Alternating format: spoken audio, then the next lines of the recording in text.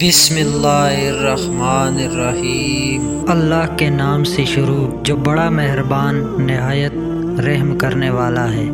سیدنا ابو ذر رضی اللہ تعالی عنہ سے مروی ہے کہ رسول اللہ صلی اللہ علیہ وآلہ وسلم نے فرمایا، اللہ تعالیٰ فرماتے ہیں، اے میرے بندو، تم سارے گناہ گار ہو مگر جس کو میں عافیت دے دوں، لہٰذا مجھ سے بخشش طلب کیا کرو، میں تمہیں معاف کر دیا کروں گا۔ اور جس نے یہ جان لیا کہ میں یعنی اللہ بخشنے کی قدرت رکھتا ہوں، پھر اس نے مجھ سے میری قدرت کی وجہ سے بخشش طلب کی، تو میں اسے بخش دوں گا، اور اس سلسلے میں کوئی پرواہ نہیں کروں گا۔ تم سارے گمراہ ہو مگر جس کو میں ہدایت دے دوں، پس مجھ سے ہی ہدایت طلب کرو، میں تم کو ہدایت دے دوں گا۔ تم سارے کے سارے فقیر ہو مگر جس کو میں غنی کر دوں، پس مجھ سے ہی سوال کیا کرو، میں تم کو غنی کر دوں گا۔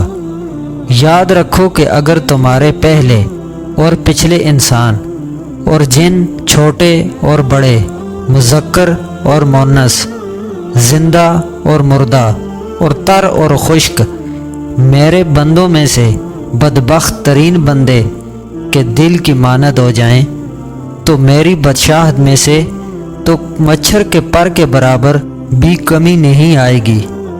اور اگر یہی مخلوق میرے بندوں میں سب سے بڑے متقی کے دل کی مانند نیک ہو جائیں تو میری بادشاہت میں مچھر کے برابر اضافہ بھی نہیں ہوگا۔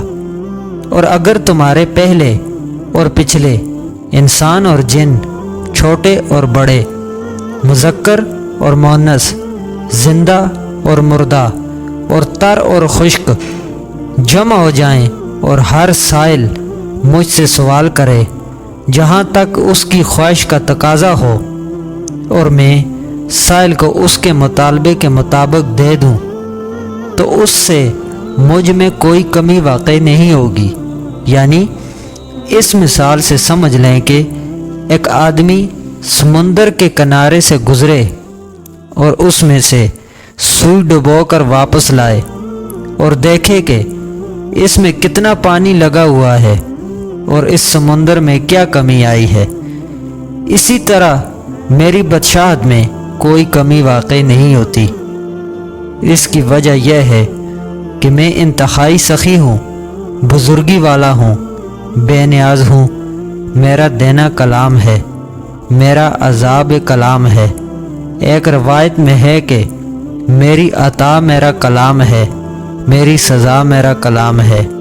جب میں کسی چیز کا ارادہ کرتا ہوں تو اسے صرف اتنا کہتا ہوں کہ ہو جا، بس وہ ہو جاتی ہے۔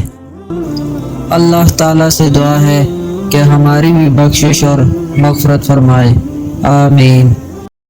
دوستو، ویڈیو پسند آئی ہو تو لائک شیئر ضرور کیجئے گا اور چینل کو بھی ضرور سبسکرائب کیجئے گا۔ ملتے ہیں اگلی ویڈیو میں۔ اللہ حافظ۔